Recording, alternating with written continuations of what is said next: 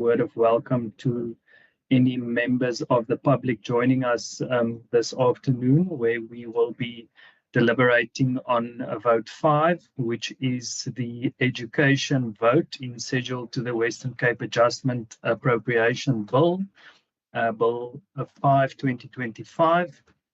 Just in terms of the procedures, we have not received any apologies from any members for our meeting this afternoon.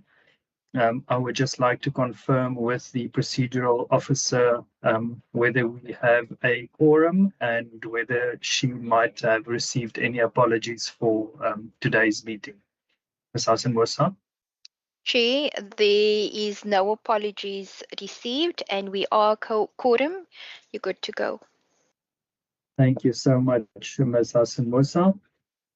Members, before we get started, I would just like to afford all members and the officials and the minister from the department the opportunity to introduce themselves, starting with the members first. And if possible, if you could just briefly switch on your camera so that we can see you. My name is Peter Johnson, and I am the chairperson of the Standing Committee on Education. Members, over to you.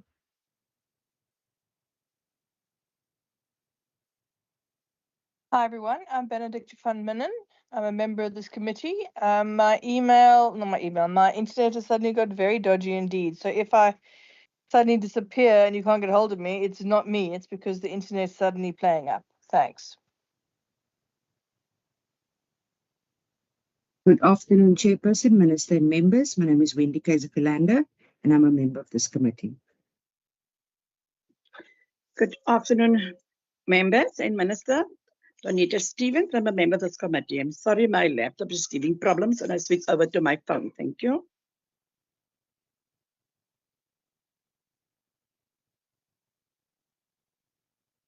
Member Christians, we saw you, but I think you are muted. But you are most welcome to the meeting. I think that is it from the members. Minister, over to you and the HOD and the officials online. Good afternoon, Chairperson, and good afternoon, honourable members. My name is David Mania, and I'm the Minister responsible for Education.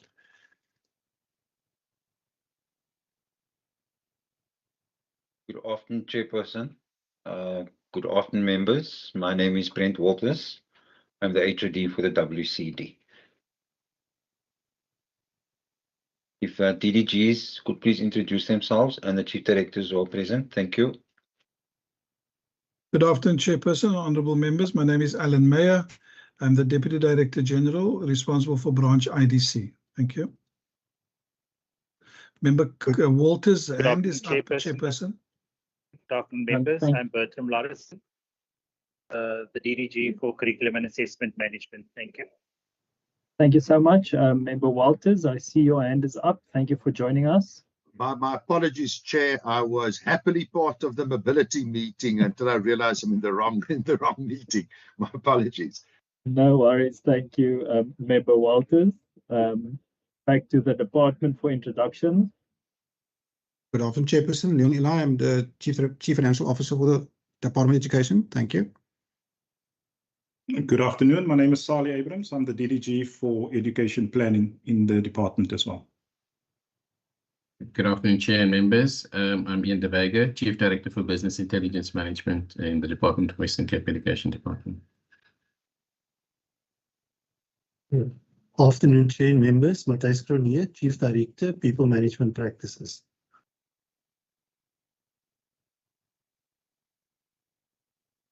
Thank you, HOD. Is that your entire staff joining us this afternoon? That is the delegation, Chairperson. Thank you, HOD. Thank you, HOD. I see Member Syed also joined us. Member Syed, if you can just for minute purposes introduce yourself. Greetings, Chair. This is Khalid Sayed. I'm a member of this committee. Thank you. Thank you, Member Syed, and welcome to you as well. Members and members of the public, I would just like to inform you that after the committee has exhausted our questions and answers, there will be an opportunity for public input where the committee will hear oral submissions from the public. We have received a request from Equal Education, and we will afford you the opportunity towards the end of the meeting for your oral submissions to the committee. With that being said, I will now hand over to the Minister and the HOD for opening remarks. Minister and HOD, should you wish to do so, the floor is yours. Chairperson and honourable members, thank you. Thank you, obviously, for the opportunity to present the 2025-2026 adjustments budget. As you see, I'm joined by Brent Walters, together with a delegation from the department who have introduced themselves. And with that, I'd like to hand over to Brent Walters for any opening remarks he'd like to make. Thank you very much, Minister and Chairperson. Thank you very much for the opportunity. So I think, Chairperson, in this adjustment budget, we have taken the opportunity to bring more predictability over the medium term to our budget. Obviously, there is always swings in the budget, but we have taken the opportunity now to be able to try and bring the predictability to the sector. So the first thing we do want to say is on the budget that we welcome the additional national ECD funding that we received, and that would allow us to increase our subsidy and the capacity of our centres in the ECD to enhance their services.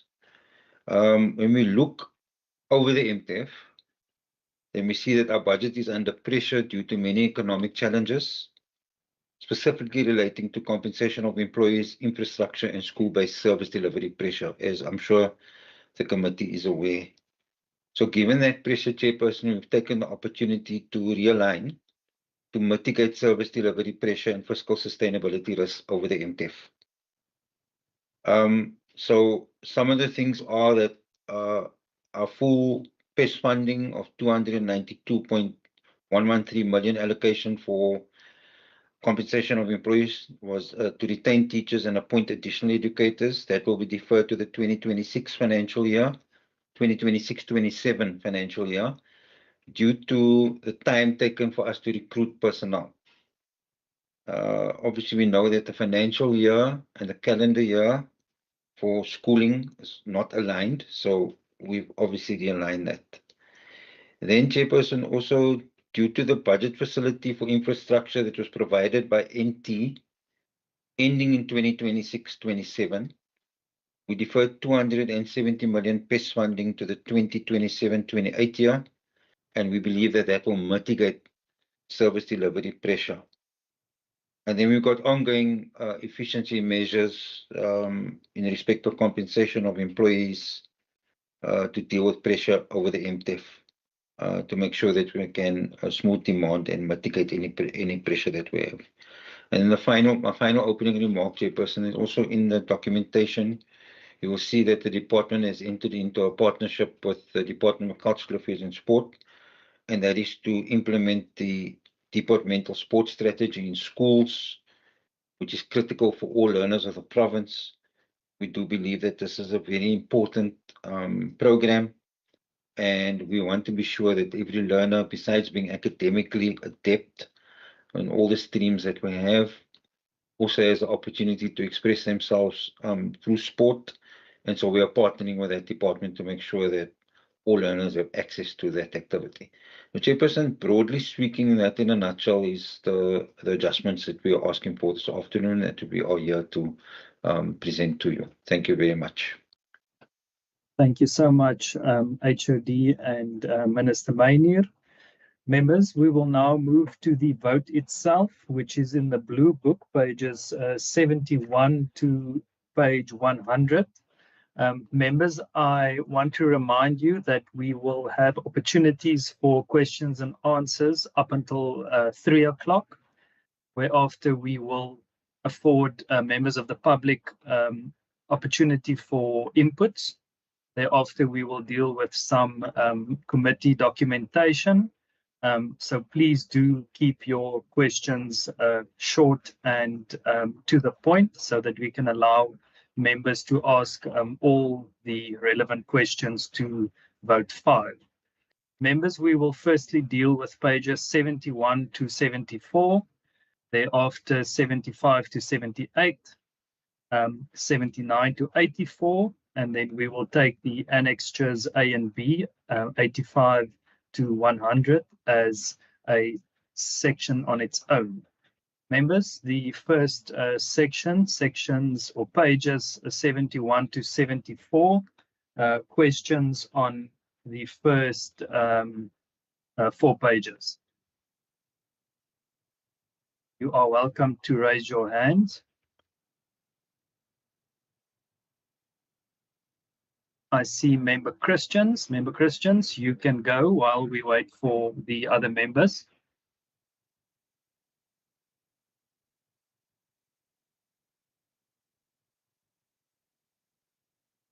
Member Christians, if you can hear me, you are welcome to pose your question. I think Member Christians might be experiencing some technical difficulties while Member Christian sorts out his device. Member Walters and then Member Kaiser Philander. Yeah, Chair, to be honest, I lost my place now in the book, so I'm going to do a bit of a cheat and refer to infrastructure development under page 75. In terms of the realignment of infrastructure finding, I just would like to know from the department, how long is this the BFI funding going to continue? What's the end date there? I think it's very impressive how the Western Cape is investing in school infrastructure. I just want to have a sense of how long it will continue and how sustainable it is. Thanks. Thank you so much, Member Walters. I'm going to try Member Christians again.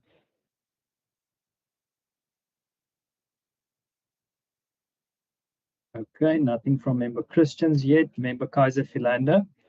Thank you very much, Chairperson. Chairperson, with your indulgence, Mr. Walters, in his opening remarks, briefly made mention about the retention and the recruitment of employees.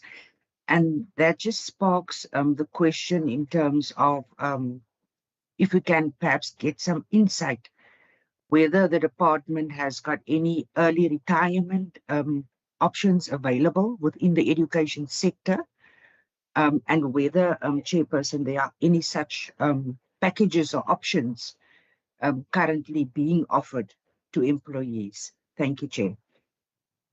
Thank you, Member Kaiser Philander. Member Syed. No, thank you very much, Chairperson, and thank you for your indulgence. Page 71 shows a 520.922 million rand decrease to the WCD budget. Now, obviously, that is not necessarily for the team here to explain why there was the decrease in the budget. So I'm not asking about that. I want to know, how will the department then, given this decrease in the budget, how will it then comply with the court order that has required it to expand the capacity for the admissions when its overall budget has been cut? Thank you. Thank you, Member Syed. I've been informed that ICT is busy assisting Member Christians. So the last member for this round is Member Stevens.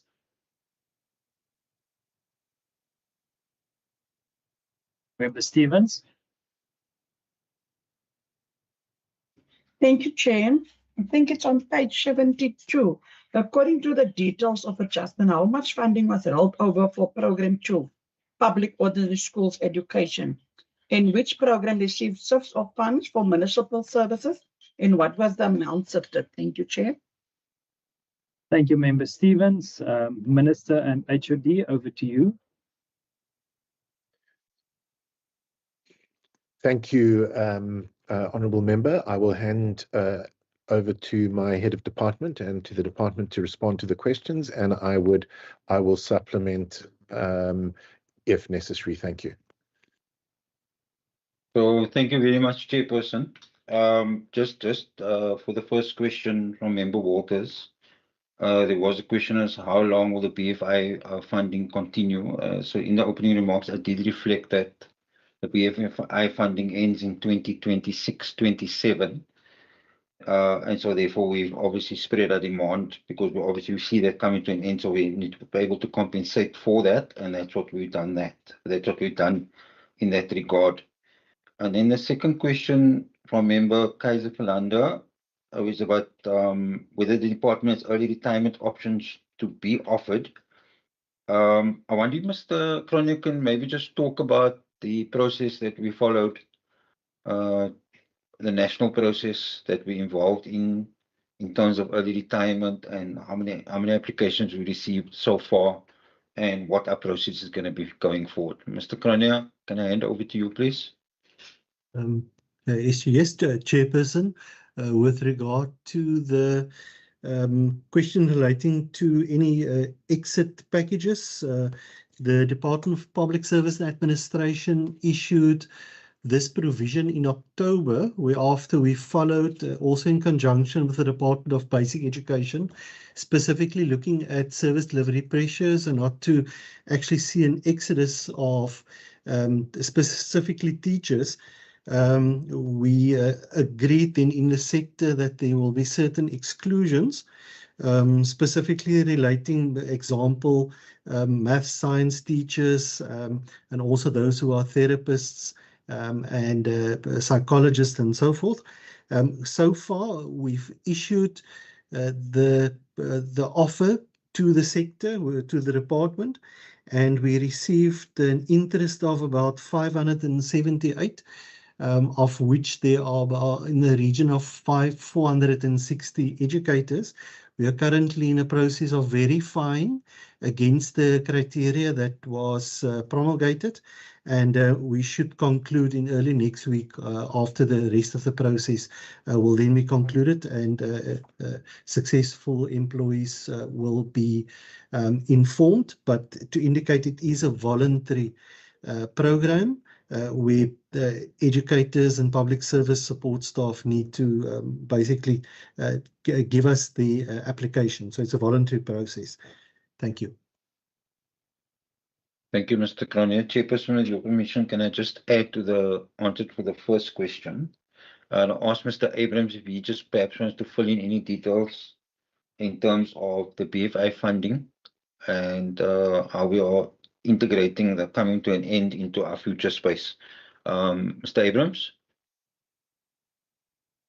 Thank you very much, HOD. Through the chair, we had been allocated by the National Treasury 2.54 billion rand across 3 years. It started in 24-25, 250 million. In the current year, the allocation is 1 billion, and in next year, 26-27, 1.2 billion. So given that cash flow, these allocations are, of course, for major capital works projects. We believe the service delivery commitments we've made in terms of new schools and classes to be built for the coming year, 26, and for 2027 is covered with the BFI funding.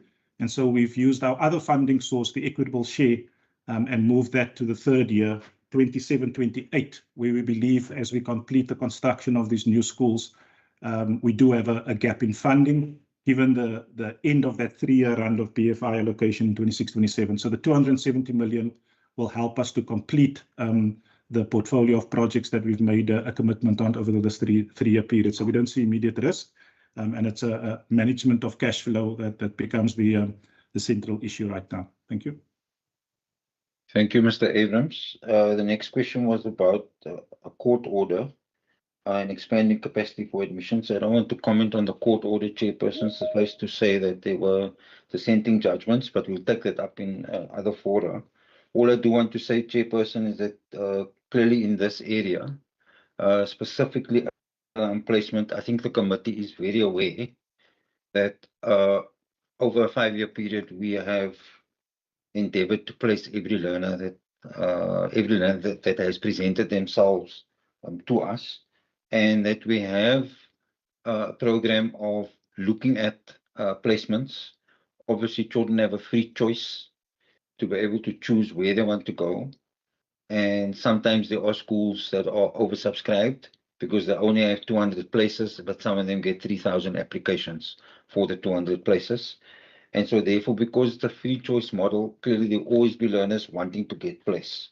And I think what we are trying to do is make sure that as a department, we provide enough places in very many areas. And I think the committee would know, if you go back and look at the record over time, how many additional places we have actually provided in terms of the system to be able to make sure that learners do have a choice.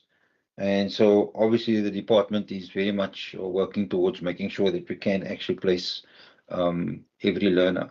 I think the other factor that is almost adding to the pressure at this point is also the decisions on grade R that have been taken into account, and clearly that also is receiving the highest attention of the department. I just want to give the committee the assurance that we will, as I have indicated to this committee in many hearings that we have had before, Chairperson, that we will do everything to place every learner, and that's really what we are busy with at this time. I'm not sure if anyone of my team want to add anything else. Okay, then if not, we can go to the last question. The last question is for Mr. Eli, and it's about the funding of rollovers and also municipal services. If Mr. Eli could please address that question. Thank you, Mr. Eli. Thank you, HOD. And just in response to the rollovers, I think we've seen on page 73, if that's what the member was referring to, we receive funding for the mod feeding of about 10.8 million rand. And those are based obviously on valid invoices. To qualify first for rollover, you must show a commitment. Either the service was delivered and you couldn't pay it by year end, or you have the invoices and you couldn't pay it as well. So we've applied for the rollover and we've received the necessary authorization from Provincial Treasury because of the earmark allocation. And therefore we will spend that money in the current year as well as part of that rollover application as well, Chairperson. Then there's an issue around the question around municipal services. Just to say that our schools are under pressure around municipal services. As you know, that the water tariffs and electricity tariffs are increasing at a particular rate, which is above the inflation about in terms of funding we give to schools in terms of normal standards. So in terms of the normal standards guideline, schools is supposed to utilize part of their funding for the payment of municipal services, which also includes the purchasing of textbooks and etc. and so forth, and local purchases. It's in stationery as well. But part of that is to utilize funding for that in terms of municipal services. However, the department has noticed that for the last quite a number of years now, I think it's more than 10 years now, that the municipal services have increased year on year tremendously, and the schools find themselves in quite a difficult position to pay some of these services, and that accounts for the metro as well as for the rural areas as well. The department then made the provision in terms of its budget to cater for these particular instances. So schools are then, if they have difficulty, they can apply to the department, and the department will then, on their behalf, settle some of those bills if they can show to us that they can put business in place to try and minimize, the billing aspect. What I mean by that is that they use electricity especially, and especially for the water, because with water you also have the drainage aspect tied to that, the sewage aspect. So So if you use water, it's kind of double billing because of the sewage. So we've asked schools to also look at that in terms of reduction and just make sure all the taps and everything else is not leaking, and they don't use unnecessary resourcing in that regard to minimize that as well. So we do put criteria before we actually assist these schools. We're also busy with the project, and we've been running that project for also a number of years intermittently around the conversion to LED lights as well, to try and reduce the usage around these particular aspects. So what the budget reflects in terms of the environments is we are shifting funding to where it's necessary to enable us to pay for those municipal service bills where the schools are unable to pay for that as well, Chairperson. So it's an ongoing matter. I think we are in contact with through Treasury, our provincial Treasury, with the various municipalities as well. There are fora which we attend, and we also have a regular meeting with the City of Cape Town to try to resolve some of the challenges that schools face in that regard, but also trying to minimize the usage where we can, so that schools more focus their funding on the textbooks and the local purchases and those things that's necessary to improve education outcomes.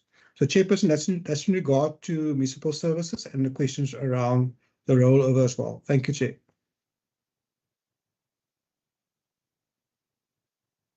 Thank you very much. Minister Mainir, you wanted to add something earlier? I'm covered. Thank you, Chair. Perfect. Thank you, Minister.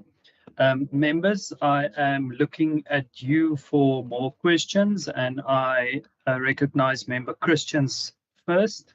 And I'm also opening up the second set of pages, which is pages 75 to 78. I firstly see Member Christians and then Member Side. Member Christians? Good afternoon, Chair. Can you hear me? I'm on a different device. Yes, we can hear you now, Member Christians. No, thank you. I missed some of and I heard the HOD spoke about the placements. I just want to ask the Minister and the HOD this question because it's going to put more pressure, I believe, on the financial strain that they already have. And that is the Equal Education took the department to court.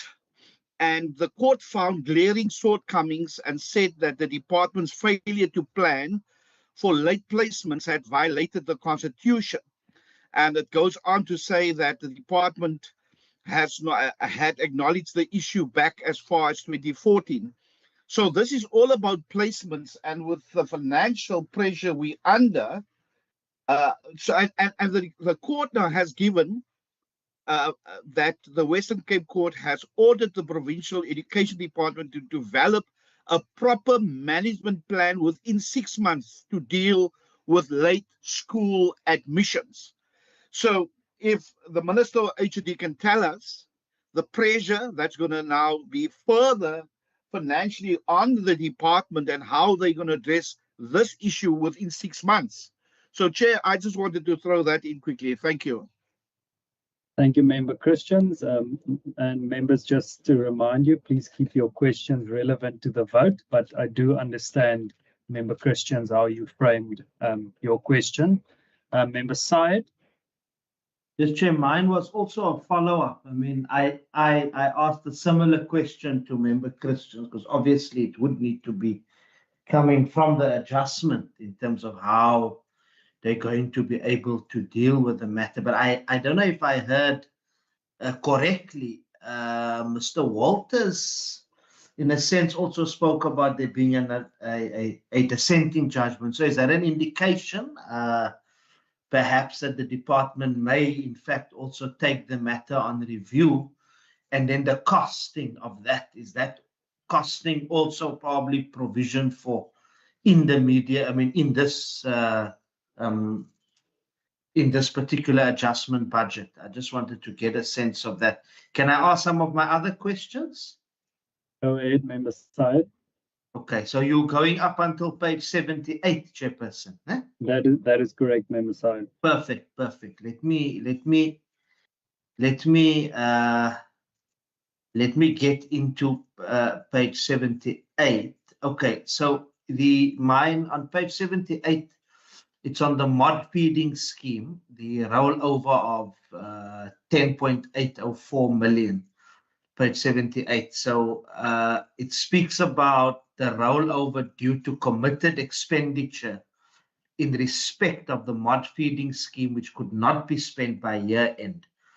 Could we probably get a commitment here? Is the department willing to commit that we won't have another rollover at the end of this financial year, especially when it comes to the mod program? Then also on page 78, ECD grant increases. I see there's a conditional grant increase of 232, just over 232 million. I just wanted to know on that, but how many additional learner spaces will this grant increase create?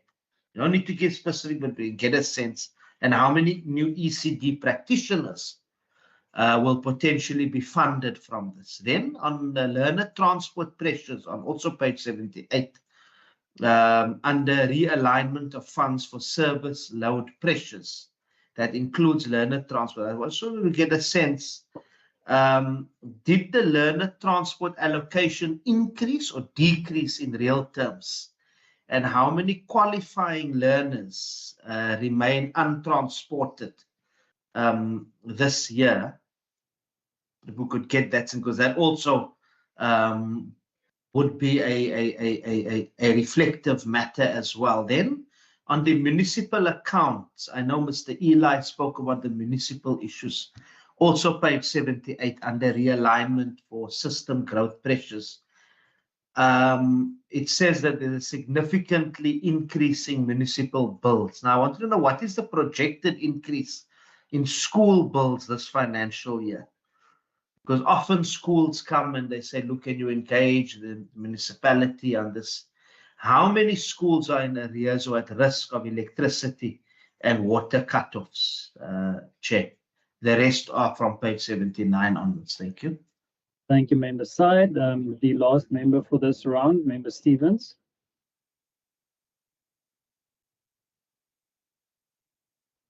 Thank you, Chair. My question is also on 77 and on page 78.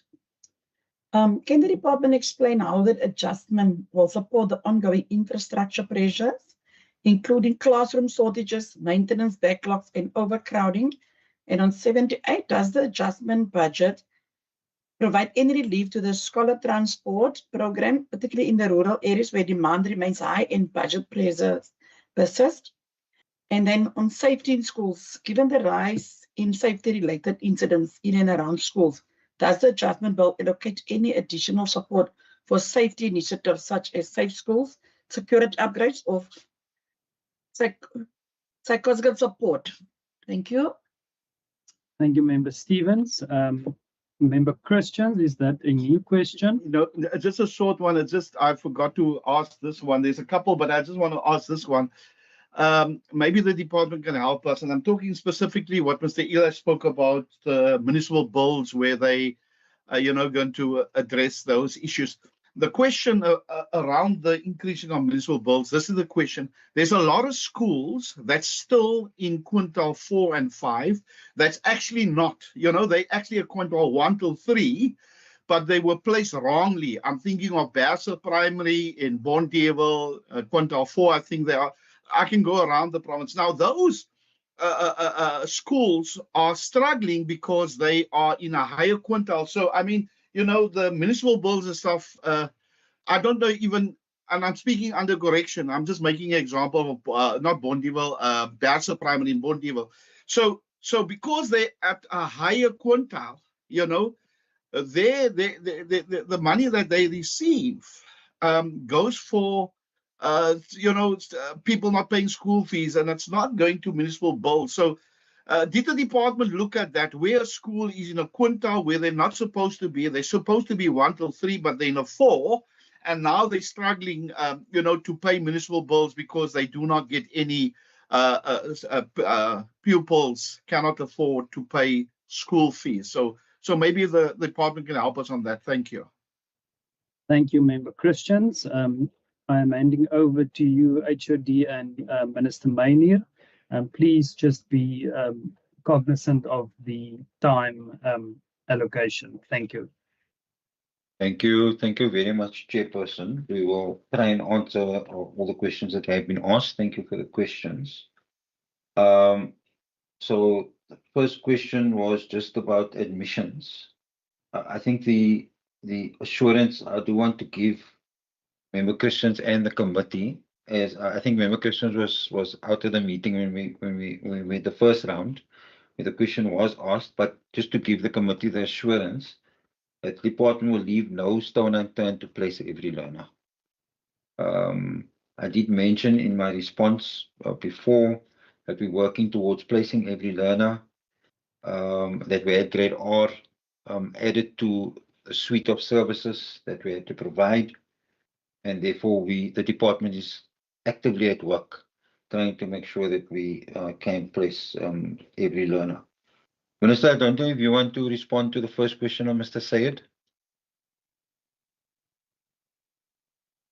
which was in relation to the. Thank you. I will respond once the department have completed their. So then maybe to just say that to go to the question, there was a question on the mod feeding scheme and the role of our funding. If Mr. Mayor could potentially just talk about, what we do inside that scheme and potentially why there would have been a role of our funding, because obviously we know that the mod feeding scheme is for learners after school.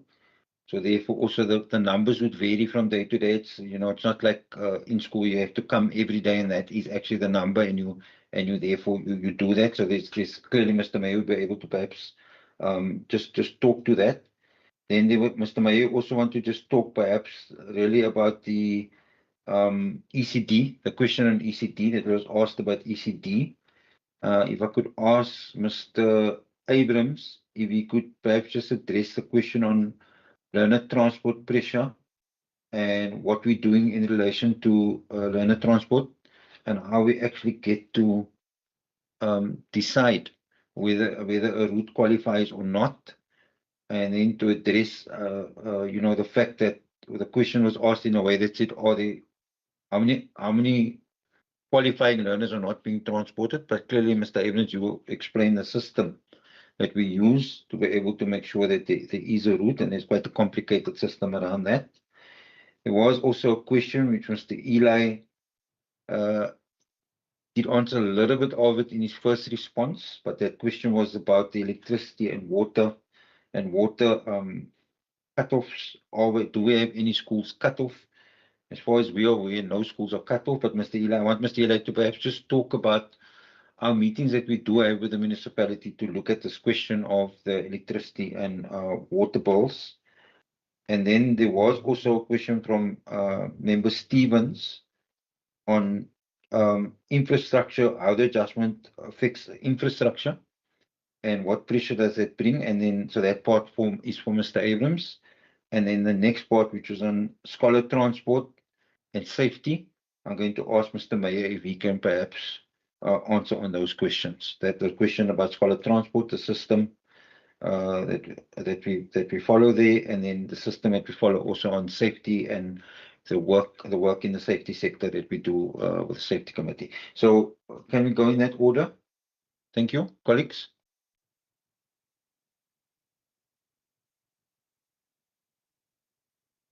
Who's going first? Mr. Eli, do you want to go first? No, it's fine, HOD. Thank you for that. I'm just going to answer the question around the issue around municipal bills. As I indicated to members, that we are aware of the fact that the inflation factors on municipal bills is relatively high compared to other components of a school's budget. And for that, the department has set funding aside in its budget to assist schools specifically where they are having difficulties as well, as far as municipal service bills are concerned.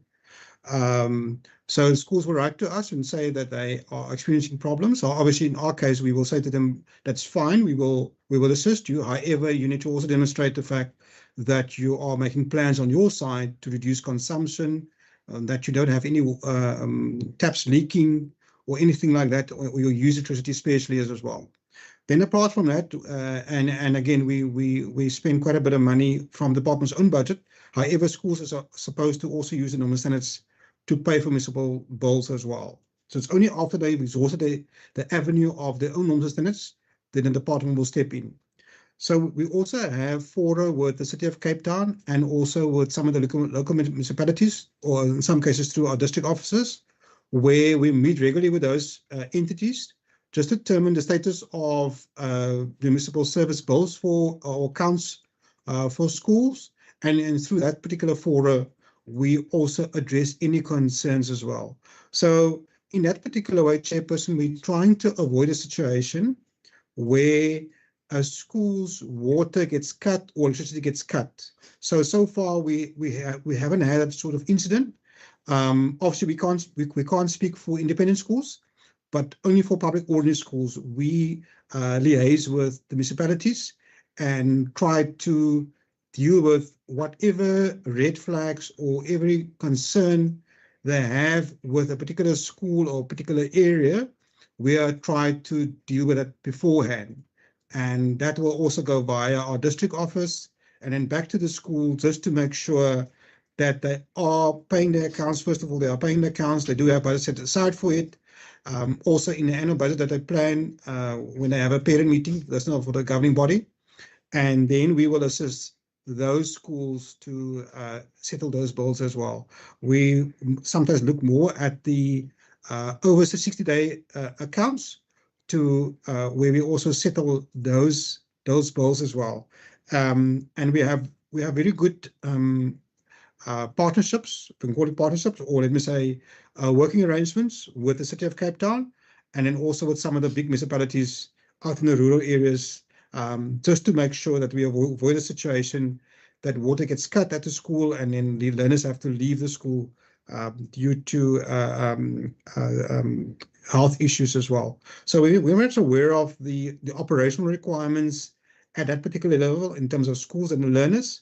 And so therefore there's great understanding from the municipalities as far as that is concerned. And so far, Chair, for the last more than 10 years, we've been working hand in hand with the various municipalities just to make sure that, first of all, our schools settle the bill where they can, that they also put austere measures in place, and then the department steps in to settle those bills if required in that particular way. Thank you, Chair. Chair, can I just also, while I'm on the line, can I just also address the issue around Mr. Fernand Christians in terms of the quintile system? In terms of that classification, Chairperson. If you can do that in 1 minute, please. Yeah, this particular concern comes up every year, but just to allay Mr. Christians' fear, we do have schools in quintile 4 and 5 where we've noticed that the school fees is still less, and plus the normal standards we give them is still less than the no fee threshold, which is for quintile 1, 2, and 3 school. What we've done is we've topped up those schools as normal standards to just below the no fee threshold. So those schools are receiving additional assistance, financial assistance from the department, so that they're not worse off as well. Obviously, schools are welcome to apply to the department if they want the quintile status to review it, and that goes through a particular process. But again, Chairperson, especially in quintile 4 and 5, we've got what we call top-up schools or top-up fee schools, where we give the school actually additional funding to be very much in line with the no fee schools, obviously depending on the school fees they charge. So where a school charges a fee of 50 Rand or 100 Rand per learner per year, we will top that up in addition to our normal standards to make sure that they also be in line with the no fee threshold amount as published as well. Thank you, Chairperson. Thank you very much, Mr. Eli. Mr. Meyer? Thank you, Chairperson. Thank you, HOD.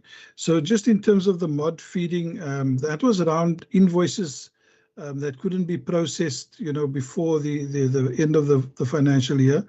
And hence we requested, a carryover of that budget. We've also, have a little bit better control measures in place this year around. And so we are endeavoring that we do not necessarily carry over that kind of money again in the future. So that's regarding the mod feeding. In terms of the ECD, the funding was recently approved for the shift from 17 Rand to 24 Rand per learner. The department has taken great care in not implementing that until we actually had, the confirmation that the funds would be transferred and that. And so that has now occurred. And so now we're looking at the increasing of the spend per child from 17 to 24 Rand. It's still our intention to process all of those payments as soon as possible so that the learners can benefit. And of course, we will do the back payment of that as well to the various centers. The question also asked, if it will increase for the number of learners. There is a possibility that that will happen, because remember, we're also in the process of registering, the various sites at the various levels. So we finished the bronze registration, and we've exceeded the target of the number of ECDs that we've registered now. We've gone to visit, we went to see if the basic documentation is in place. Registering them does not necessarily mean that they qualify for the subsidy, as that is a separate process. And so now they will move from bronze into silver, where they will receive, have the opportunity to apply for a subsidy and for funding as well. The idea, of course, is to offer as many of our learners the possibility, of the benefit of the subsidy, particularly in the more impoverished communities. In terms of safety, HOD, we have quite an extensive program.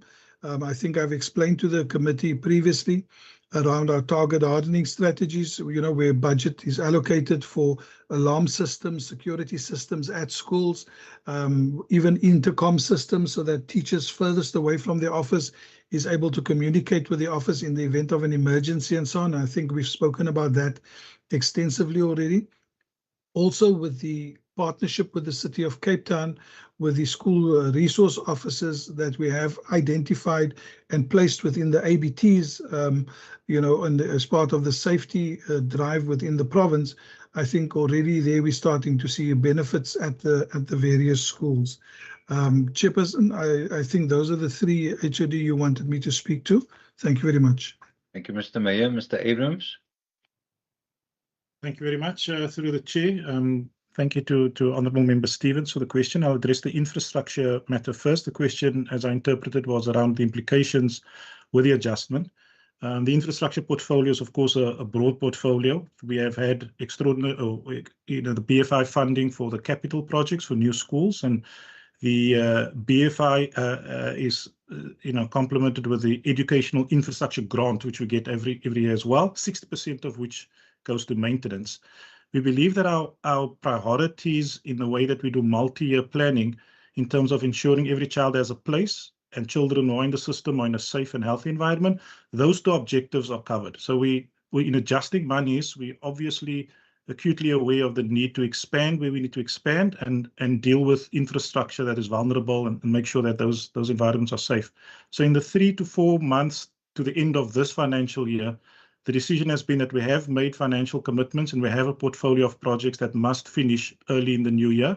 And so none of those are at risk. What we are saying with the 270 million that we adjust to the third or fourth year in this context is that if we are going to start a school project now, and we do have to build a new school as opposed to just doing tactical classroom expansions, then we cannot go into a 3-4 year period with uncertainty around whether we'll have the money to finish said school project, because we know 3 years is quite a long time.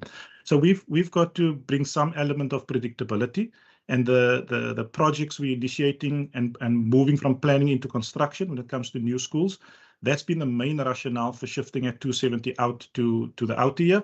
But the classroom expansions, the emergency and the preventive maintenance covered by EIG, all of those project plans and programs have been settled for the next few months as we run into the end of 25-26.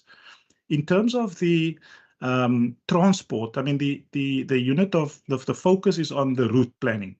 And so, again, an interpretation of the question is we've got through our institutional arrangements, we've got a bus committee that looks at the viability of establishing new routes, particularly where there aren't within a set distance per the policy, a school available to a child. And so we evaluate the requests for new routes and put the contracts in place on the back of that. And it's a function of how many children, what's the distance to be traveled between school and home, etc. And of course, the tariff that is applicable. The question in part was around the increases in real terms. We look at the viability of the route. And that's quite a technical procedure, but I can assure that those are beyond the policy requirements at the discretion of the HOD and minister as well. And with its safety or any other driver, we have put on new routes. The school applies for the route, and that's evaluated by the department. The numbers of children, given that there's a route, the numbers of children that can, of course, increase and decrease, and we look at that annually. So if the suggestion is how many children are not transported, there's no backlogs, and I've just checked these. Of course, an ongoing process of applying for children to be transported, and those are in the system, and that's being processed. But the school applies for the children to be transported, and it's a function of the decision that we make whether a child qualifies. In other words, with a route established, we understand the pickup points, and we will look at those additional requests as they come in. So we don't have, as in that context, untransported learners who qualify. Because if they do qualify, my expectations I want to set is that the school would have applied for it. It would be evaluated if it meets all the policy requirements. And even in exceptional circumstances, those will be looked at. But I'm very happy to deal with detail if there are children that are not transported who do qualify. We'll certainly take the opportunity, Honourable Member said, to look at those learners and ensure that we do provision transport. So there's no backlog, in essence, as I conclude on that point. Thank you. Thank you, Mr. Abrams. Minister, can we cycle back to you? Thank you. Two honourable members, Khalid Sayed and Furlong Christians, asked a question about the judgment. I just want to be clear. I mean, we obviously have noted the judgment. We've also noted that the judgment was not unanimous and there was a dissenting judgment. But we are in the process of taking legal advice, which would include advice on whether we should appeal the judgment. But I do want to emphasize that no decision has been made. Thank you. Thank you very much, HOD Minister and the entire team. Members, I'm opening up the last section, 79 to 84, including all of both of the annexures, pages 85 to 100 for questions. Members, please raise your hands. Member Side, you can go first. Thank you very much, Chair, and thank you to the MEC in particular also for the final response. I think that clears things somewhat, although there's going to, regardless of the decision, there will be a cost factor involved either way. My question is on page 79. I want to start off on page 79 around realignment of the 25-26 budget. There's an amount there of just over 166 million for the realignment of compensation of employees.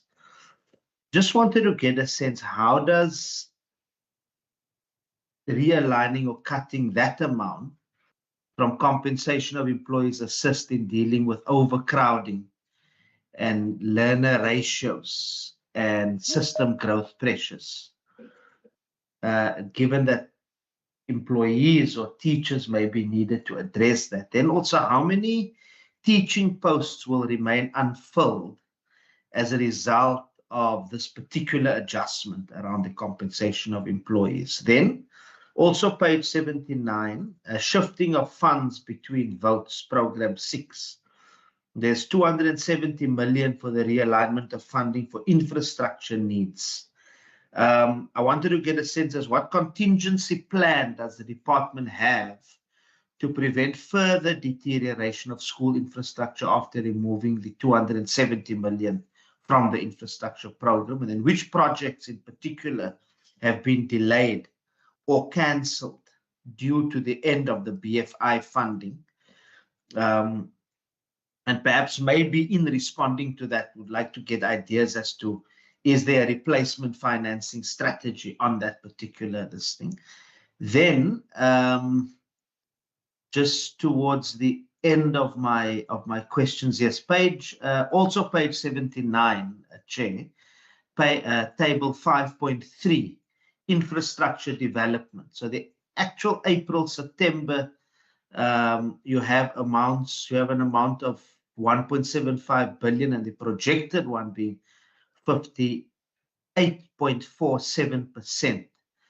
I wanted to know why is infrastructure spending seemingly lagging behind despite overcrowding? I may be wrong in my analysis that it's lagging behind. And then which projects are contributing most to the underspending? Page 84, the reclassification via the NPO transfers for infrastructure. Table 5.6, I wanted to get a sense as to which NPOs will receive the 272 million for infrastructure work, what procurement processes and oversight measures were used in this regard, and then also why is infrastructure delivery being outsourced to NPOs? I'm not having a problem with it. I just wanted to get a sense of the rationale, because it's something that I proposed at some point. It could work. So I just wanted to get a sense of that. Then on page 80, just coming back to page 80, my final one, Chair, then I'm done. Okay. Yeah. On page 80, where am I? I lost it now. Oh, okay. With regards to special schools funding, the autism, this thing. So the special school expenditure trend, it speaks about expansion activities relating to special schools for autism and LPID. I wanted to get a sense there, how many learners with ASD and LPID remain on waiting lists? And what is the timeline for the new school capacity as promised in that regard? I think that's about it. Thank you, Chair. Thank you, Member Syed. Any other members for further questions on the last sections? I do not see any hands. HOD and Minister, over to you. Please just note that I will have to stop you at 3:05. Over to you, HOD and Minister. Thank you. Thank you very much, Chairperson. Maybe we can ask just in terms of the questions on LP, ISD and autism, Mr. Mayor, on the special schools funding. If perhaps you could answer that. Then there were questions on infrastructure, which I'm going to ask Mr. Abrams if he potentially could please answer that question. And then between Mr. Kroner and Mr. Eli, if they could answer the question on how many teachers posts remain unfilled. But my understanding is that there are no teachers posts that remain unfilled. Essentially, we don't have teacher posts unfilled. It's about, as the system grows, we're adding posts to the system. That's essentially what that adjustment is about. But let me ask, maybe we start the first from Mr. Abrams, and then we can move to Mr. Meyer. Certainly, I'd gladly do that, HOD, through the chair again. As regards the 270, just to build on my previous responses, the 270 million we've now adjusted is equitable share allocation. We typically use that for projects that, at our discretion, deals with risk, highest risk, and or we think we pursue obviously the creating a quality learning environment. They are not necessarily to firm new school build projects. So the projects in question is a combination of some of the ad hoc maintenance work that we would have planned in this year that would continue to receive funding, but we continue to, given the relative pressures from a timing of delivery, new schools, new classrooms have to open on a particular date. Those projects are firm.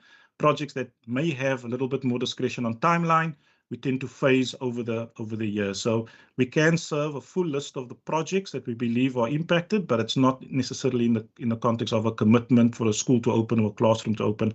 We can serve the detail on those what we call risk-adjusted projects that we will do in the new year. So they will not be abandoned. It's a phasing issue in that regard. There is, I wouldn't say a compensating finance strategy. We have looked at alternative financing. We look at multiple financing sources. So the BFI is an example where we've been able to build a compelling case for public finance, but we continue to build cases for private finance and from other institutional investors as well, just to maximize our funding potential to serve the demand. The NPOs in question, these are, and I can appreciate the framing of the question, but just to clarify for the record, so we're not outsourcing infrastructure and we are not procuring infrastructure.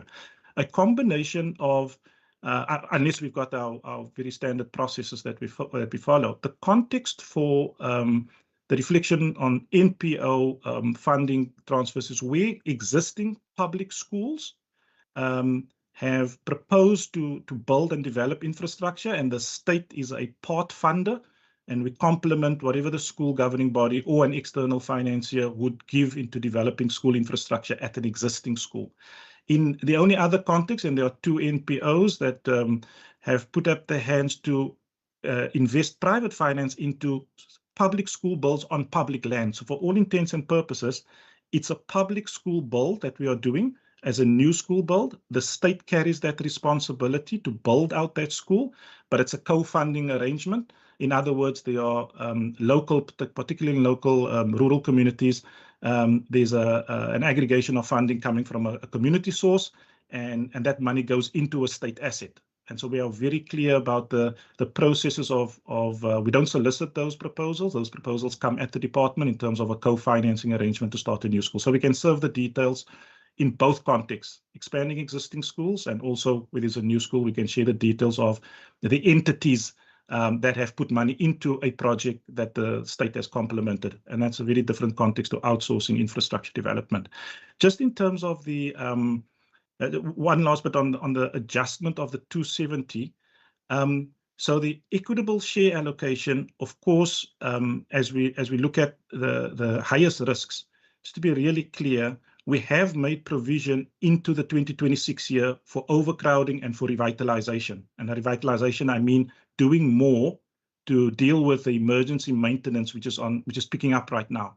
And so we don't look at this necessarily in terms of what we're going to do for the next 4 months. As we go forward, happy to serve the committee with what is our maintenance and our project agenda on a multi-year basis, and particularly for the coming 26-27 year. I think we will, it's one way of assuring that we are not dropping the ball or cutting the project scope given the amount of demand. And so we look at this on a multi-year basis. Thank you, Chair. Thank you, Mr. Abrams. Mr. Mayor. Thank you very much, HOD. Thank you, Chairperson. Just to add from our side, you know, we've built quite a few classrooms specifically for autism across the province and accommodating learners in those particular spaces with the requisite trained personnel, as well as support personnel has been put in place to support the teachers in those autism specific classrooms. We're also looking at an alternate model of accommodating learners, the PID and the SID learners, you know, to ensure that they're not necessarily only caught up in centers. We're now looking at creating opportunities at public ordinary schools where we are able to accommodate SID and PID learners in order, you know, for them to actually come to a school and be part of a learning program at that particular school. Of course, it will be differentiated, and of course, the necessary staff will be there to support them. I think one of the most important, most significant steps that we've taken around specialized education was that there was clarity around last year. We did not cut any posts within that sector and maintain the establishments at special schools in particular.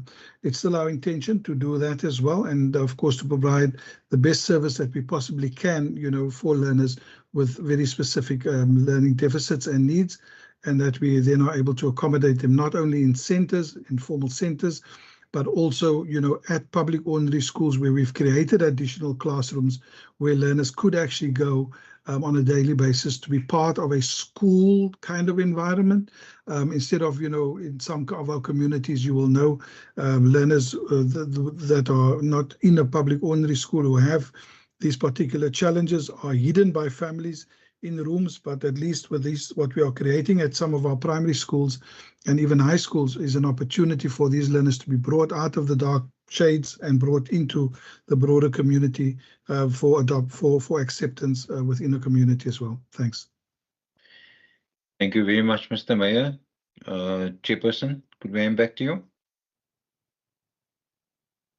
Thank you, HOD. Members, we have 6 minutes left of our deliberations before I give over to or give members of the public the opportunity for inputs. Members, any final questions or comments from any of the members? I see Member Syed. Member Syed, you can go. Yes, Chair. There was a project that was referred to, a infrastructure build. I just wanted to know whether, and I want to be a bit specific because we've been raising this, does Induli Primary School in the Ceres area form part of that particular project? I just wanted to know that. Thank you, Chair. Thank you, Member Syed. HOD. Chairperson, Mr. Abrams can answer just in terms of technicality, but just on Induli, there's commitment from the department side to look at that situation and to obviously respond to some of the questions we have been asked about Induli. That's what I want to say. But maybe Mr. Abrams, is there anything, Mr. Abrams, you want to add? Yeah, just a confirmation on a portfolio level. I mean, all schools that are showing the kind of vulnerability in terms of its infrastructure, Induli will certainly be up there. And we've got a wide range of schools that are in need of urgent support. What we are now considering, building on this commitment, is the timing of such a change, given that it will need major capital works. And so this is a combination of land, money, and timing. So it is very much in line with the commitment to address that situation. And now into the planning phase on that, HOD and Chair. Thank you. Thank you very much. Members, that concludes our questions and answers on vote 5. Members, just a reminder to please record your requests for information recommendations so that we can also put or deal with that at the end of our meeting. Members, we will now move to the public input section of today's meeting. And we have received a request from Equal Education to make oral submissions on the vote 5 adjustment appropriation bill. And I have afforded, before I hand over to Equal Education, I just want to confirm with the procedural officer, Ms. Sasin Musa, do you see any other members of the public online this afternoon, or is it just Equal Education? Thank you, Chair. It's only Equal Education. Perfect. Thank you so much. We will now afford Equal Education 10 minutes for inputs on vote 5 of the adjustments appropriation bill. I'm not sure who will be taking the lead from Equal Education. Greetings, Chair and members. Good afternoon, sir. Thank you for giving us this opportunity. My name is Mahfouz. I'm from Equal Education. I just want to hand over to Iminati Tozini. She is a learner at Tempuleni Secondary School. Thank you so much. Good afternoon, everyone. My name is Iminati Tozini, and I am from Western Cape and attending at Mfuleni Secondary School, and I'll be representing learners from the Western Cape. So, Equal Education is the movement thriving for quality and equality in South African education. And the The reason why I joined Equal Education was because I wanted to help improve education in my community and because I wanted better education for all learners.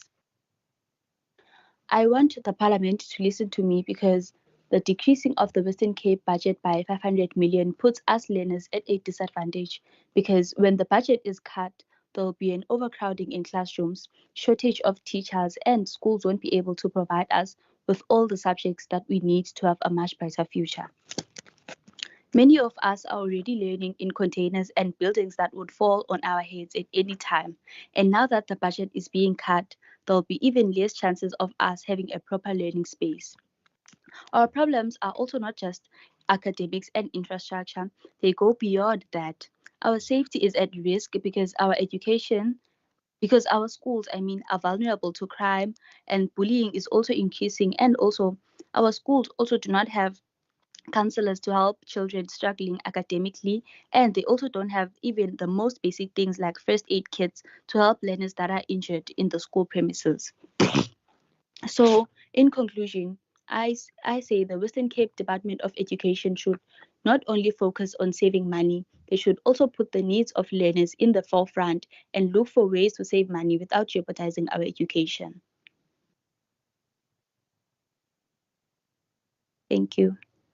Thank you so much, Ms. Ntozini, and thank you for raising your voice this afternoon. Mr. Rafi, I don't know if you want to add anything. Appreciate it. Thank you, Chair.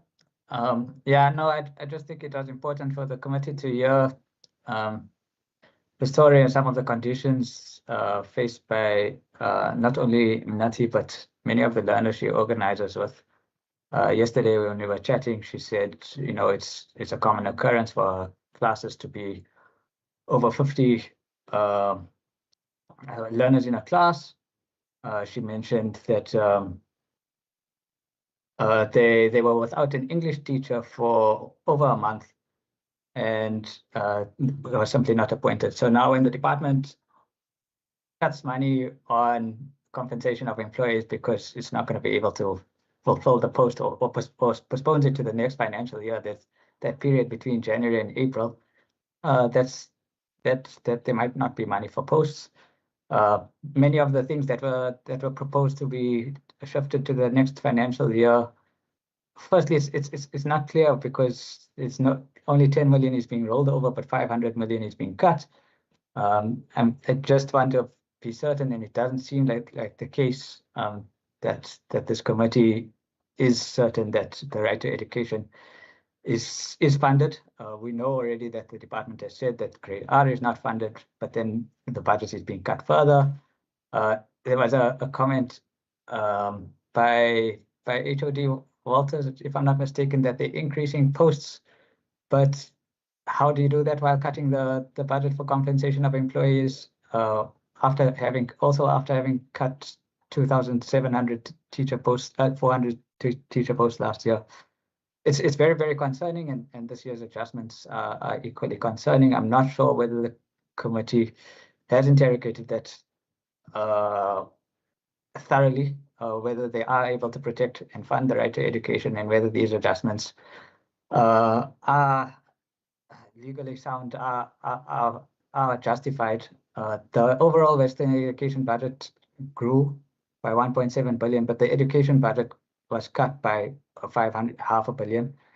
And we already know that across all provinces, the share of provincial of equitable share revenue that they get, Western Cape allocates the least to education, and now it's even less than that. And it's very concerning, not only to me and you, but especially to learners like in Mnati who are in urgent need for more resources. We understand the need to find predictability in the budget, but at the moment it seems we're predicting failure, right? We're predicting increased inequality, reduced quality, and not non-service. That 500 million rand, sure, it's a mid-year adjustment, but it could still be spent. I think there are urgent needs, one-off costs that could be considered. That I'm not particularly convinced that that are no longer needed or can be further deferred. So just I think clearly that when you consider your vote, you consider the rights of learners and you consider the conditions that they're in, and not exacerbate the problems that they face.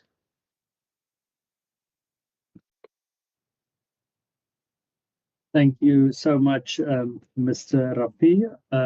I just want to confirm if there are any further members of the public that would like to make submissions. Mrs. Hassan Musa, if you can please just assist me. Chair, there's been no other indication, and that's the only public on the platform. Thank you, Ms. Hassan Musa, and thank you to Equal Education for your oral submissions to the committee. We truly appreciate it and will consider your inputs. Members, with that being said, I will now allow the Minister and the HOD an opportunity for concluding remarks.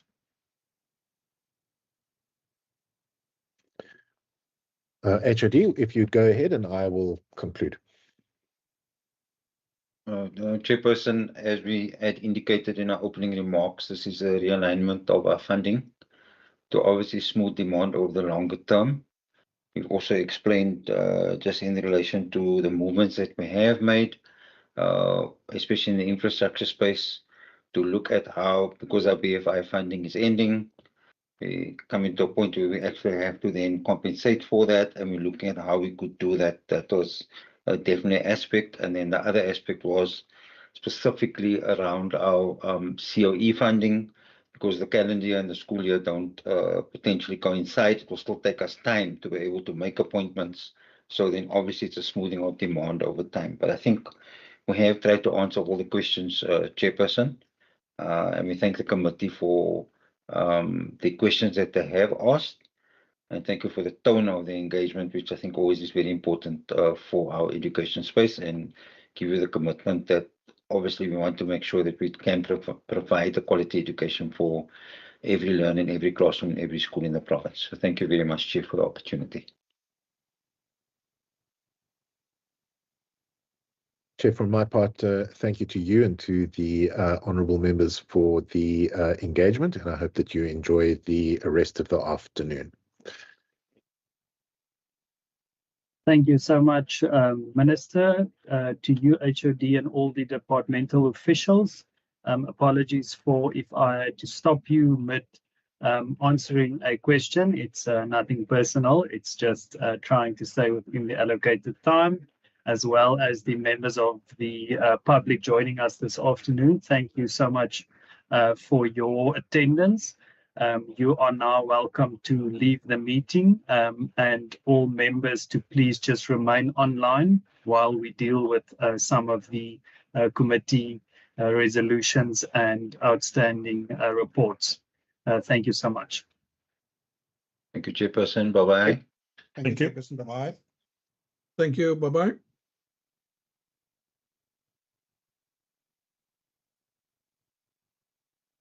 Thank you, members. We will now proceed with our business. I would first afford members the opportunity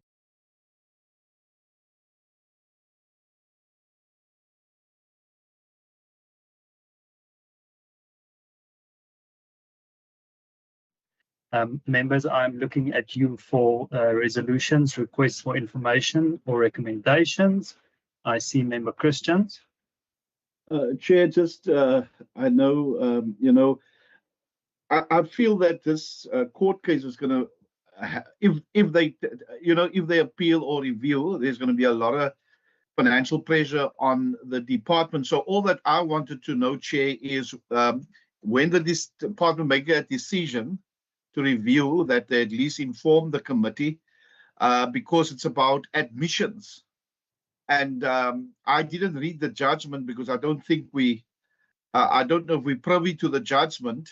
And I just think it's going to because the department, the court has now said for 10 years, the department failed, whatever words I use. But I think it's important to know, Chair, the judgment, and it's important to know how is if they're not going to review the court case, how they're going to deal with financial pressures in this short period of time, because they were given 6 months. So it falls in, the adjustment, it falls in this period. Thank you, Chair.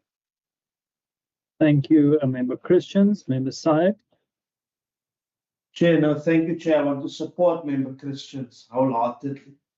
This falls within this particular period and within the adjustment period. And I think perhaps maybe given time constraints, we must probably early in the new year, before the schools open, or even just when the schools are opening, probably have a session as a committee with the department where they can brief us on the latest regarding because I'm sure by then they would have taken a decision. Are they going to appeal? Are they going to adhere? And either way, there's a cost implication. And either way, they're going to need to explain what's the approach, So I want to support that proposal from Member Christians and just give it some, just say that perhaps I understand that, things are going to close up, but perhaps then into the new year as we get into the opening of schools period. Thank you. Thank you, Member Syed. Member Walters.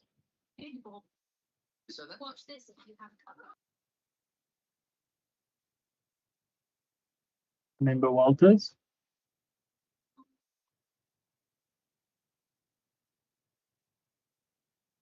Hello. I'm still in the meeting, but you can go to the back gate and then you stand. Member Walters, can you hear me?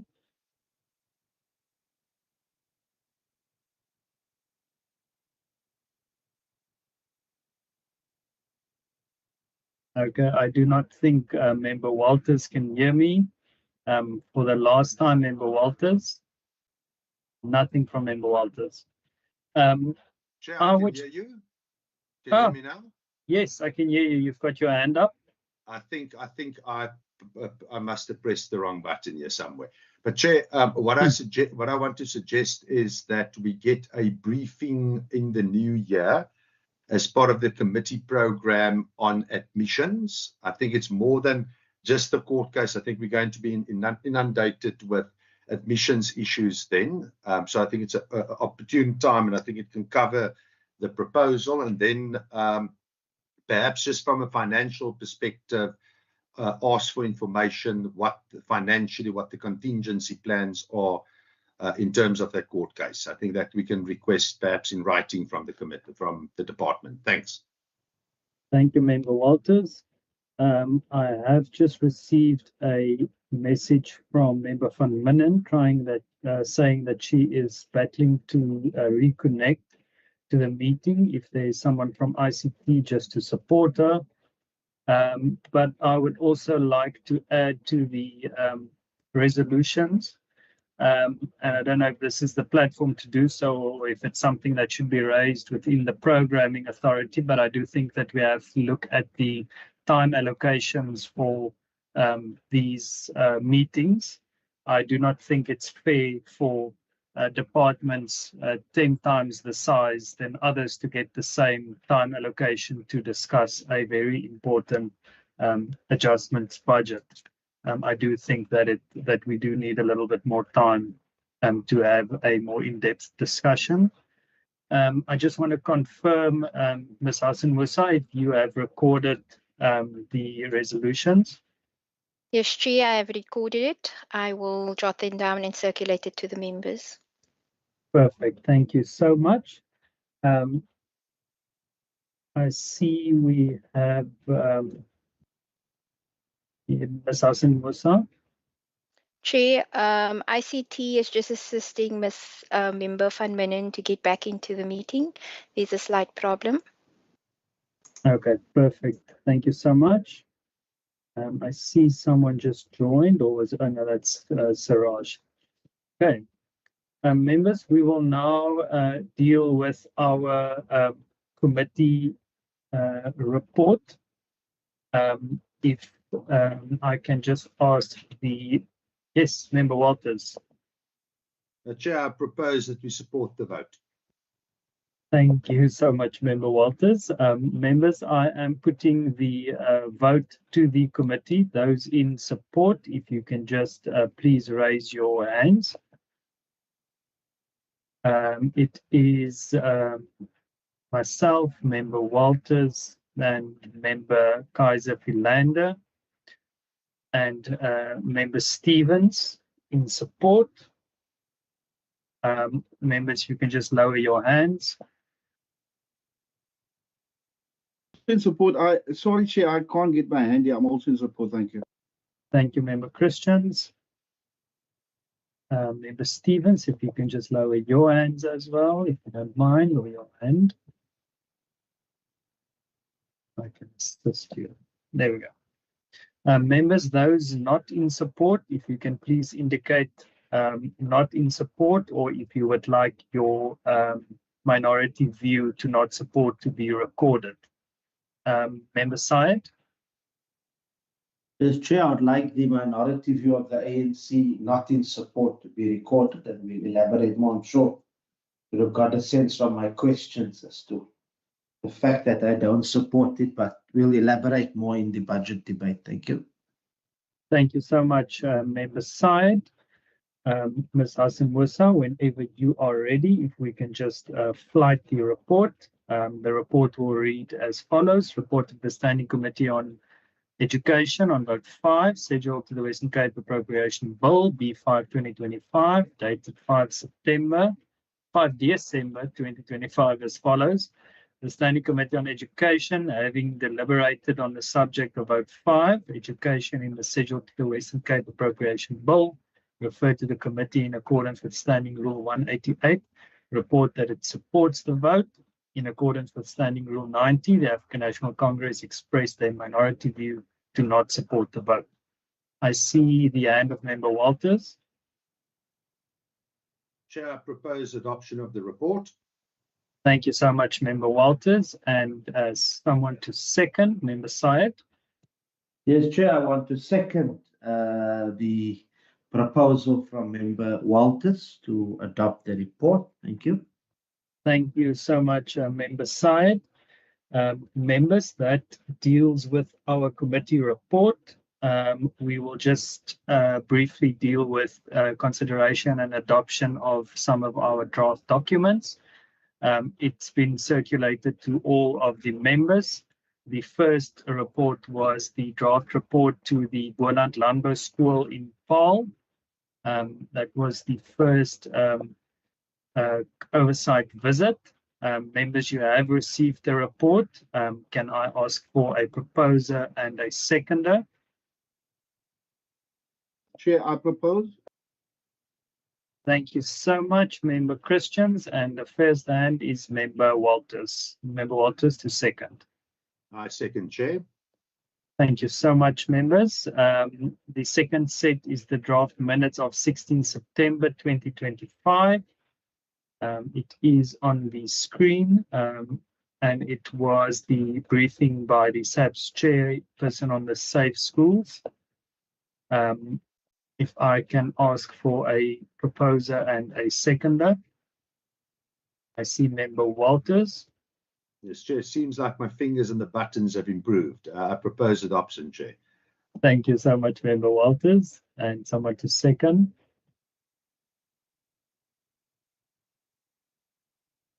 Members, I see Member Stevens. Thank you so much, Member Stevens. The third set of minutes was the draft minutes of 23 September 2025. It's been